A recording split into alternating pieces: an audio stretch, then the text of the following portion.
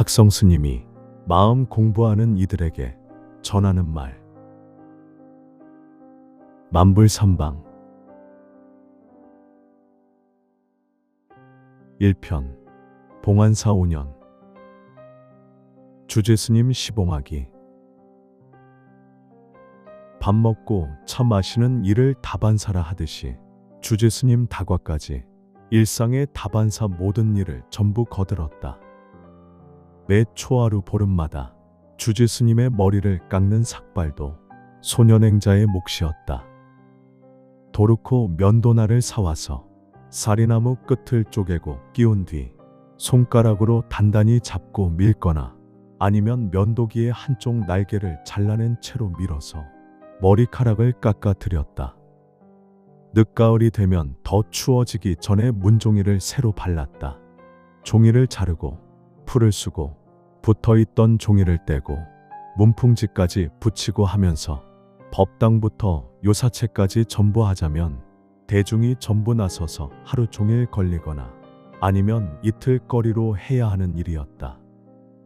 나일론 옷이 나오기 직전까지 가끔 공양주 보살이 무명천으로 옷을 만들면 솥단지 밑에 숯검댕이를 긁고 모자라면 먹을 갈아서 먹물을 만들어 놓고 삶아서 먹물 옷을 만들어 입었다.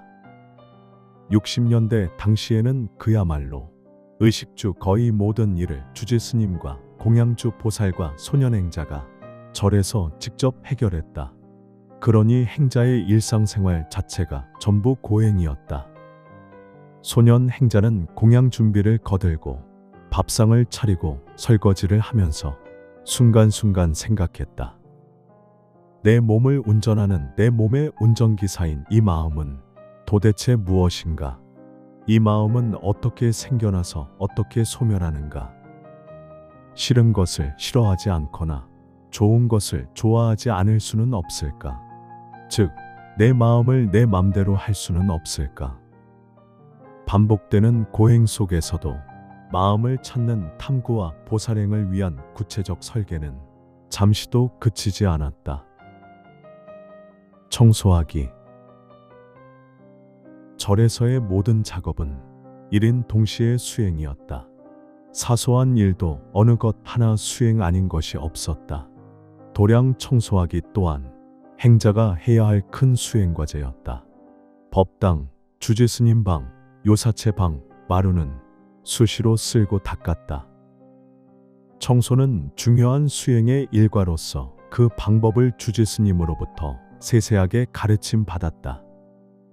빗자루를 비스듬히 기울여서 잡아야 하고 방 안쪽에서부터 문을 향해 일정 간격으로 가지런히 쓸어야 하고 빗자루 끝을 털거나 날리지 말아야 하고 걸레는 사각으로 반듯하게 접어서 닦아야 하고 무릎을 꿇고 돌아앉아 두 손으로 덮어 눌러서 걸레질을 해 나오면서 닦은 곳을 디디지 말아야 하고 사각으로 된 종이장판을 한 칸 한 칸 차례차례 닦아야 한다. 제일 기억에 남는 일은 해우소 청소였다. 절의 해우소에는 가족만 쓰는 일반 가정집과 달리 많은 사람이 드나든다. 화장실 전용 휴지는 아예 개념조차 없었고 오려서 쓰던 신문지나 포장지도 늘 모자랐다. 그럴 때는 오동나무 잎이나 호박잎을 준비해 놓아야 했고 그것마저 떨어지면 지피라도 갖다 놓아야 한다. 지피 너무 날카로워 엉덩이를 베일 수도 있기에 물을 뿌려가며 떡매로 쳐서 부드럽게 만들어야 했다. 푸세식 변소라 겨울에는 얼면서 쌓여 올라오는 대변탑이 엉덩이 밑까지 차오르면 곡괭이로 무너뜨려야 했다. 곡괭이로 찍을 때마다 터지는 파편이 온몸에 튀었다. 장마철에는 똥물이 엉덩이까지 튀어 오르기 때문에 낙엽을 긁거나 풀을 베어와 조금씩 덮어주는 일도 해야만 했다. 그래도 해우소에 신문지, 휴지가 있을 때는 읽을거리가 있어 좋았다. TV나 라디오는 물론이고 읽을거리가 거의 없던 시절이라 신문지, 휴지를 보면 반가운 마음이 앞섰다.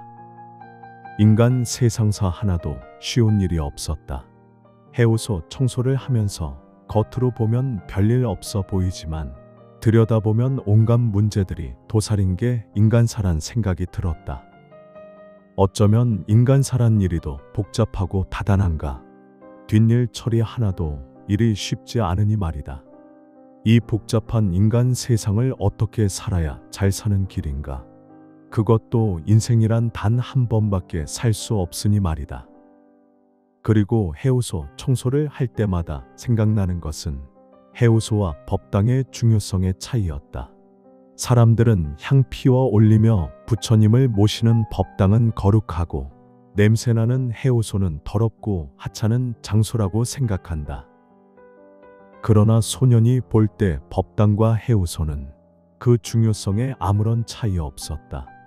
해우소가 없으면 법당이 있을 수 있는가?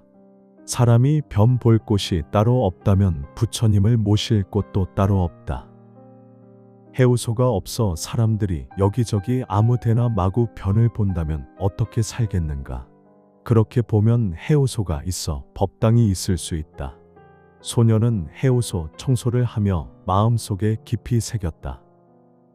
이 세상 그 어느 존재도 귀천과 우열의 차별이 없으니 일체 중생은 물론 일체 만물까지도 차별 없이 대하겠노라고. 낙엽이 있건 없건 마당은 매일 아침 날마다 쓸어야 했다. 빗자루는 산에서 베어온 사리나무로 직접 만들어 썼다. 쓸어낼 것이 전혀 없어도 가지런히 빗자루 자국이 남도록 정갈하게 쓸었다. 어떤 때는 쓸 것도 없는데도 마냥 쓸면서 그야말로 쓸데없이 헛일하는 게 아닌가 싶기도 했다. 그러나 쓸어놓고 가지런히 남 빗자루 자국을 보면 마음이 개운하고 상쾌했다. 소녀는 별로 잡념이 없었다. 일에 몰두하거나 세상과 인간의 본질을 찾는 질문에 빠져들거나 둘 중에 하나였다. 청소든 일이든 힘들지 않았고 일을 하고 나면 성취감으로 뿌듯하고 개운했다. 참 드물게 타고난 긍정적 품성과 자질이었다. 법당부전.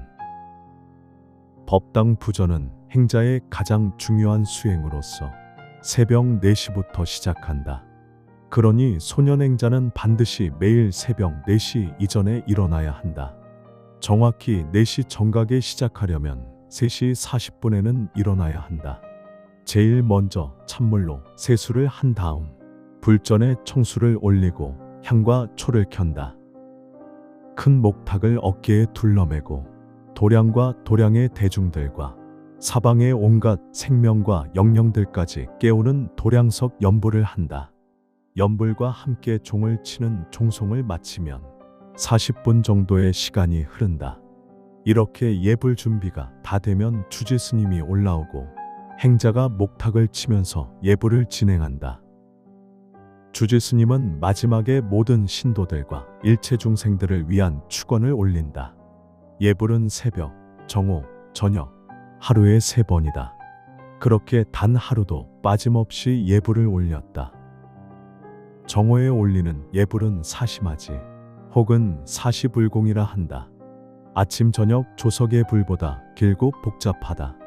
10시쯤에는 법당 청소를 하고 과일 등 정성스레 준비해둔 공약물을 불단에 올린다. 사시맞이는 주로 주지스님이 주관한다. 소년행자는 이 모든 과정을 준비하고 옆에서 도와야 한다. 초하루나 보름 등 특별한 날이나 신도 개인불공이나 49제나 제사가 있는 날에는 일이 많아진다. 불린 쌀을 방앗간까지 지고 가서 빻아오고 팥을 삶아 으깨어 시루에 켜켜이 앉혀서 쪄내야 한다. 과일이나 과자는 양대로 보기 좋게 재어 올린다. 제나 제사가 있을 때는 나물과 밥까지 영단에 차린다. 산신제일에는 뒷산 중턱에 있는 큰 바위 앞에 떡, 과일, 나물, 밥을 차리고 산신기도를 올려야 한다. 정월 살림기도, 4월 초파일 기도, 7월 백중기도 등 보통 일주일씩 진행되는 연중 정기기도나 동지, 성도일이나 관음제, 지장제, 산신제 등 특별기도일에는 하루에 4번씩 사분정근 기도를 한다. 2025년 여름 만불 삼방에서 학성